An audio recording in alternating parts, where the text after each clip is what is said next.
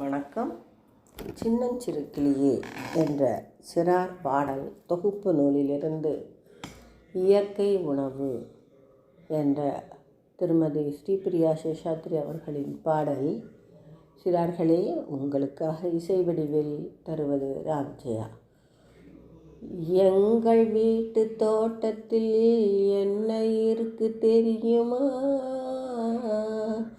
எல்லா செடி கொடிமரங்களை எப்படி வளர்த்தோம் தெரியுமா?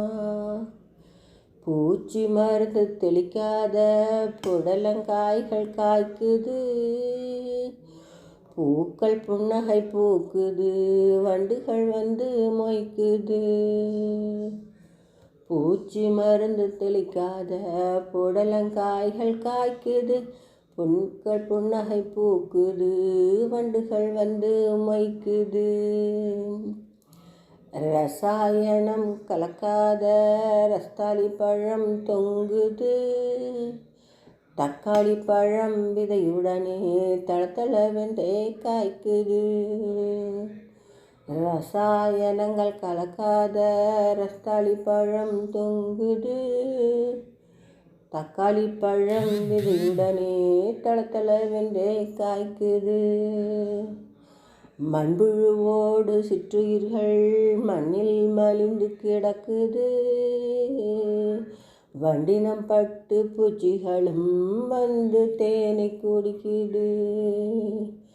மண்புழுவோடு சிற்றுயிர்கள் மண்ணில் மலிந்து கிடக்குது, வண்டினம் பட்டு பூச்சிகளும் வந்து தேனை குடிக்குது. செயற்கை உரங்கள் போடாமல் செடி கொடி வளர்ந்து இருக்குது, இயற்கையான விவசாயம் எங்கள் வீட்டில் நடக்குது. செயற்கை உரங்கள் போடாமல் செடி கொடி வளர்ந்து இருக்குது, இயற்கையான விவசாயம் எங்கள் வீட்டில் நடக்குது. எங்கள் வீட்டு தோட்டத்தில் என்ன இருக்கு தெரியுமா? எல்லா செடி கொடி மரங்களை எப்படி வளர்த்தோம் தெரியுமா? எப்படி வளர்த்தோம் தெரியுமா? எப்படி வளர்த்தோம் தெரியுமா? அருமையான ஒரு கருத்தான சிறார்கள் தெரிந்து கொள்ள வேண்டிய நல்ல செய்திகள் அடங்கிய இந்த பாடலை வழங்கிய அம்மையாருக்கு நன்றி கூறி விடைபெறுவது ராம்ஜெயா.